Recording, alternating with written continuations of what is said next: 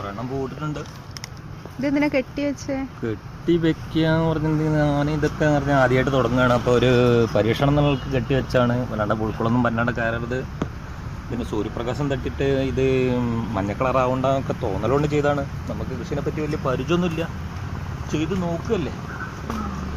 Cabbage ധരിക്കണം ഒരു 3 മാസം കഴിഞ്ഞ സാധനം.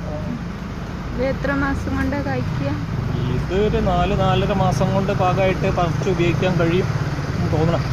കാലാവസ്ഥ ഏത് കാലാവസ്ഥ സെപ്റ്റംബർ ഒക്ടോബർ മാസങ്ങളിലാണ് ഇത് കൃഷി ചെയ്ത് തുടങ്ങേണ്ടത്. മഞ്ഞുകാലം ശരിക്കും ഇതിന് ഉപയോഗപ്പെടണമെന്നുണ്ട്. എല്ലാം പരീക്ഷണമാണ്. വളങ്ങളൊക്കെ വളം, ചാണകപ്പൊടി, എല്ലുപൊടി, വേപ്പും പിണ്ണാക്ക്, രാസവളം പിന്നെ തീരെ ഉപയോഗിക്കാറില്ല. കീടങ്ങൾ വല്ലാണ്ട് വന്ന് കാണില്ല. അതിനോട് കീടനാശിനിൻ്റെ പ്രശ്നങ്ങൾ വന്നില്ല.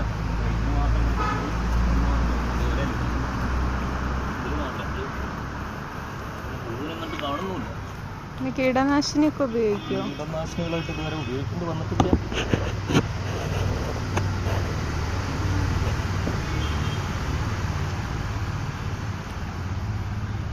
ഇത് ആലപ്പുഴയിൽ നിന്ന് കൊണ്ടുവന്ന ഒരു തരം വെണ്ടയാണ്. ആലപ്പുഴയിൽ നിന്ന് കൊണ്ടുവന്ന വലിയ വലുപ്പമുള്ള വെണ്ട കുറേയൊക്കെ പറിച്ചു.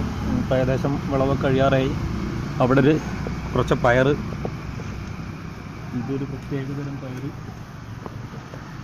ഇതുണ്ട്, ഇങ്ങനത്തെ ചുവന്ന കളറാണ്. ഇത്ര വലുപ്പം ഉണ്ടാവുള്ളത് എനിക്ക് പറയാൻ അറിയില്ല. അത് ആദ്യമായിട്ട് കുഴിച്ചു ഇട്ടൊക്കെയാണ്. ഇതിനെന്താ പ്രത്യേകത? ഇതിൻ്റെ പ്രത്യേകത എന്ന് പറഞ്ഞിട്ടുണ്ടെങ്കിൽ ഇതിൻ്റെ തോലിന് ഈ ആരുണ്ടാവില്ല എന്ന് പറയുന്നുണ്ട്. അപ്പോൾ ഇതിനൊരു 4-5 വിത്ത് കുഴിച്ചിട്ടൊക്കെയാണ്. ഇതുണ്ടാകുന്നത് അതിനോണ്ട് തന്നെ ഇത് വിത്തിന് വേണ്ടിയിട്ടാണ് പറിക്കാണ്ട് വെച്ചിരിക്കുന്നത്.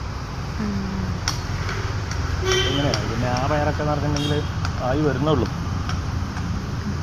നനയ്ക്കേണ്ട പ്രശ്നമാണ് വലിയ വിഷയം. കിണറിന് വെള്ളം കോരിക്കൊണ്ടുവന്ന് നനയ്ക്കണം.